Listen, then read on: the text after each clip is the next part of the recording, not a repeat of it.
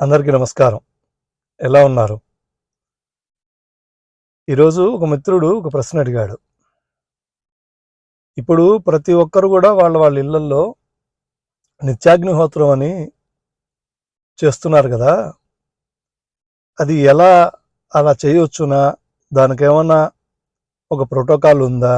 దానికేమన్నా ఒక పద్ధతుందా? ఎట్లా అని అడిగారు. ఈ ప్రశ్న నాలో గూడా ఎప్పటినుంచో ఉంది. ఎందుకంటే ప్రసార మాధ్యమాలు ఓపెన్ జేస్తే ఎవరెవరో ఏదేదో చేస్తూ ఉంటారు.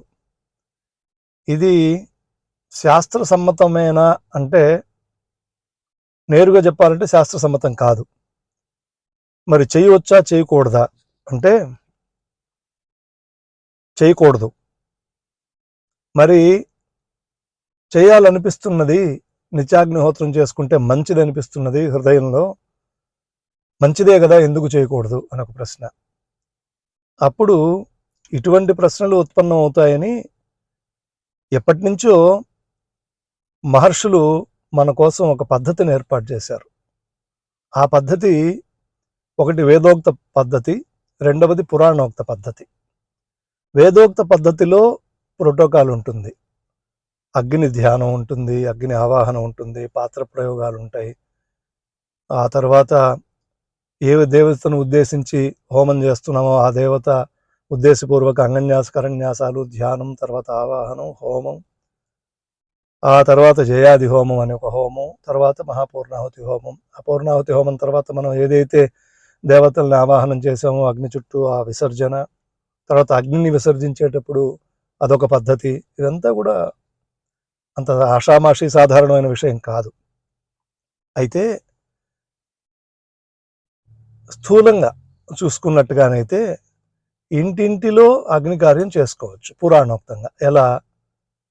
అగ్నికి సంబంధించిన ఒక శ్లోకం నేర్చుకొని అగ్నికి సంబంధించిన నామాలు ఏవైనా ఉంటే ఆ నామాలు నేర్చుకొని చేసుకోవచ్చు. ఎలా చేసుకోవాలి? అసలు ఎందుకు చేసుకోవాలి అని అంటే వేదోక్తంగా చేసేటటువంటి మహామహా యజ్ఞాల వల్ల ఒకటి లోకశ్రేయస్సు అంటే విశ్వశ్రేయస్సు, రెండవది సమాజ శ్రేయస్సు, వ్యక్తి శ్రేయస్సు అన్నీ దాంట్లో ఉంటాయి. వేదోక్తంగా చేస్తారు కాబట్టి. మరి ఇంట్లో చేసుకున్న దానివల్ల ఏమిటి ఉపయోగమా అని అంటే పంచమలములు వదులుతుంటాం మనం ప్రతిరోజు.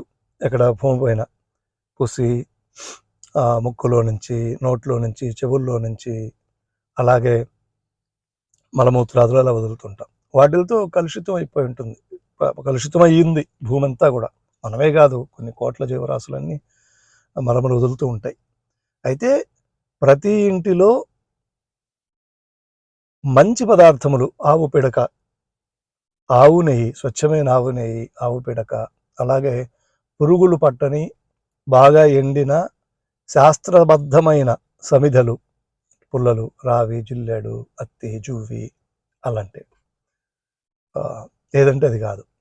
వాటిల్ని నేతిలో తడిపుంచుకొని ఒక 11, 20 నేతిలో తడిపుంచుకొని ఆ పిడక మనకు తెలిసిన శుక్లాంబరధనం అట్లాంటివి చెప్పుకొని ఆ పిడకని వెలిగించుకొని ఈ నేతిలో తడిపిన పుల్లలు మనకు తెలిసిన శ్లోకాలు, పెద్ద పెద్ద మంత్రాలు తెలియక్కర్లే, ఆ శ్లోకములు చెప్పుకుంటూ వేయచ్చు, దాంట్లో వేయచ్చు. ఈ స్వాహాకారము ఇవన్నీ మనం తెలిసి తెలియక ఎలా అంటే అలా పలుకకుండా వేశాక నెయ్యి వేస్తూ ఈ పుల్లలు వేసి మనం ఏదైతే ఆహారం తీసుకుంటామో ఏదో ఉడికించింది కానీ ఉడికించింది కానీ, వడ్లు కానీ, పేలాలు కానీ, లేదా ఉడికించిన శుద్ధాన్నం కానీ ఇటువంటివి నేతితో తడిపి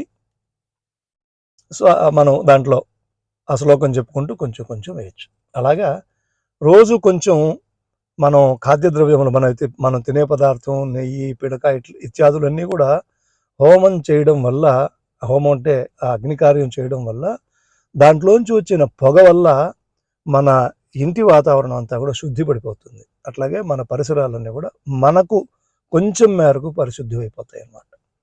ఆ ఎయిర్లో ఏదైనా పొల్యూషన్ ఉంటే పోతుంది. పూర్వకాలంలో ఇంటింటిలో నిత్యాగ్నిహోత్రం చేసేవాళ్ళు మహానుభావులు, మహాత్ములు, పండితులు వేదోక్తంగా. అట్లాగే పెద్ద పెద్ద యజ్ఞాలు, యాగాలు జరిపించేవాళ్ళు. అందువల్ల సకాలంలో వర్షం పడేది, వాతావరణం అంతా కూడా శుభ్రంగా ఉండేది, అంటు రోగాలు ప్రబలేవి కాదు. ఒకవేళ ప్రబలిన వెంటనే ఉపశమించేవి. ఎంతోమంది ప్రసార మాధ్యమాల్లో చూస్తూనే ఉన్నాం. భోపాల్లో అది జరిగినప్పుడు ఒక్క శ్రోత్రియ కుటుంబం మాత్రం నిత్యం యజ్ఞం చేసుకునే ఒక కుటుంబం మాత్రం కాపాడబడిందని. నిత్యం యజ్ఞం చేసుకునే ఆ కుటుంబం మాత్రం కాపాడబడింది కాబట్టి మనం కూడా నిత్యం యజ్ఞం చేసుకోని కాదు, అది వేరే.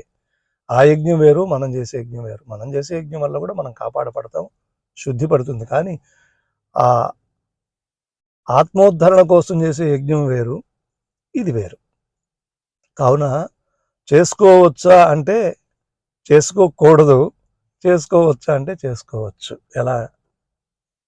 ధర్మానికి ఎటువంటి గ్లాని లేకుండా ఏదో మన నోటికొచ్చింది ఏదో చెప్పి ఎలా అంటే అలా అస్తవ్యస్తంగా చేయకుండా, యశాస్త్ర విధిముత్సృజ్య వర్తతే కామచారిత నససిద్ధి మవాప్నోతి నసుఖం న పరాంగతి. శాస్త్ర విధిని కాకుండా ఇష్టం వచ్చినట్టు చేసే వాళ్ళకి సుఖం కలుగదు అని శాస్త్రం చెప్తుంది. అందుకని మనస్ఫూర్తిగా హృదయగతంగా చేసుకోవచ్చు. అది ఎంతవరకు? కొంతవరకే, అంతే తప్ప ఇంకా అక్కడి నుంచి మన ఇంట్లో యజ్ఞం చేస్తున్నామని ఇంకా 10 మందిని పిలిచి అదొక అటాటోపంగా సామూహిక పారాయణాలు చేసినట్టుగా సామూహిక యజ్ఞాలు తెలిసి తెలియకుండా చేయడం, అలాంటివి సబబు కాదు, మంచిది కాదు అని నా ఉద్దేశ్యం, నా భావన. ఇందులో మీకు ఏదైనా కాదు అనిపించినట్లయితే కామెంట్ చేయండి. అగ్నికార్యం అనేది ఒక మహత్కార్యం. పాత్ర ప్రయోగం కానీ అగ్నికార్యంలో కొంతమంది దేవతలు వాళ్ళు వచ్చి వాళ్ళ హవిస్సులు తీసుకెళ్తారు. భూతానామధిపతయ అగ్నజయిదన్న మమ అని చెప్పి మనం వేస్తే భూతాలకు అధిపతి అయినటువంటి అగ్ని వచ్చి తీసుకెళ్తాడు.